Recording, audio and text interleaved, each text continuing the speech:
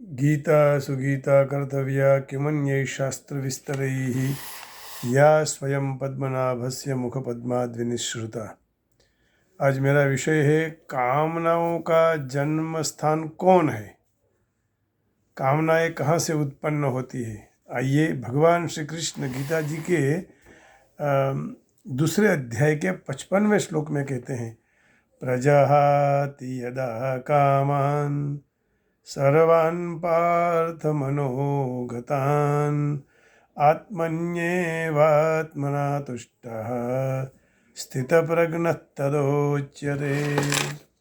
भगवान कह रहे हैं, साक्षात स्वयं अर्जुन को समझा रहे हैं कि पूर्ण पुरुषोत्तम परमेश्वर कहने लगे, ये पार्थ, मनुष्य जब अपने मन में उत्पन्न होती हुई इंद्रिय की तृप्ति के लिए सर्व कामनाओं का त्याग कर देता है, तब ही कामनाओं रुक जाती है।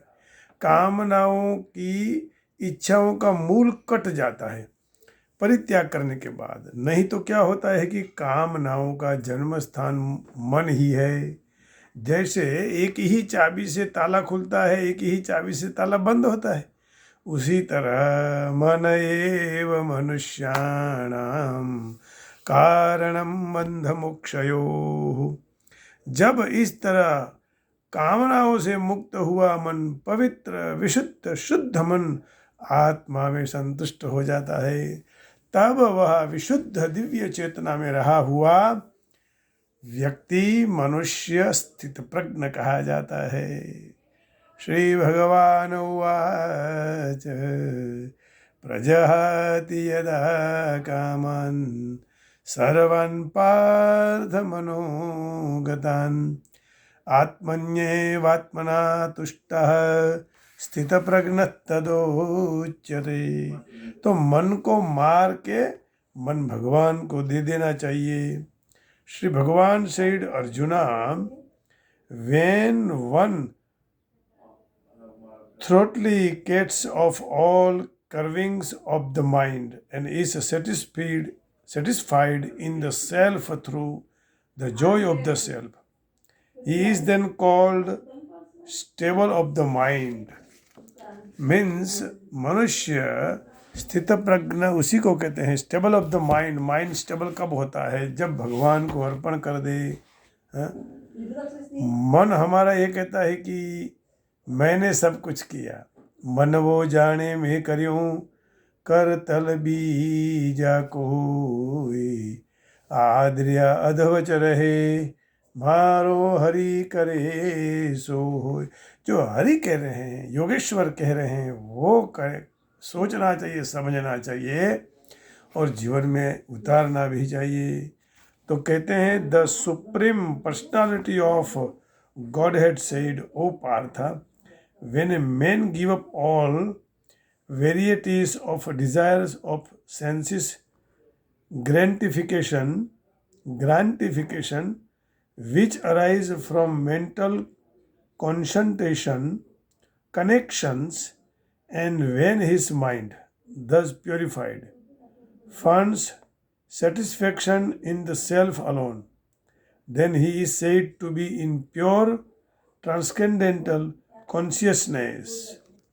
प्रजहाति यदा कामान सर्वान् पार्थमनोगतान् आत्मन्येवात्मना तुष्टः स्थितप्रज्ञः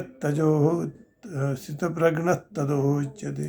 कामनाओं का त्याग, जो इच्छाएं कट जाती है, क्योंकि यदि मनुष्य की इच्छा पूरी नहीं होती है तो क्या होता है, क्रोध आता है। सत्वात् संजायते कामः, सत्वात् संजायते कामः। आप कहीं भी कोई भी, वो तो इच्छाएं तो होती ही है, उसमें भी उसको मारना चाहिए। सत्वगुण से भी होने वाले सत्कर्म का भी अहंकार नहीं होना चाहिए। और यदि हमारी इच्छाएं पूरी नहीं होती है तो क्रोध आता है, और क्रोध से क्या होता है, विनाश।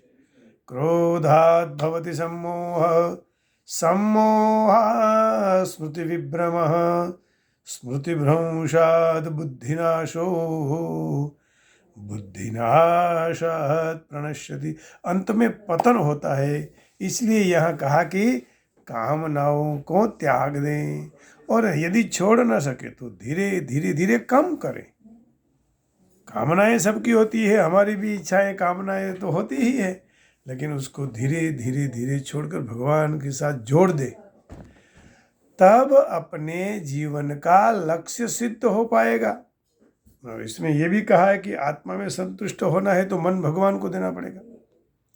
तो आत्मनि तुष्टः, आत्मनि आत्मना तुष्टः, आत्मनि तुष्टः संतोष एव पुरुषस्य परम निधानम।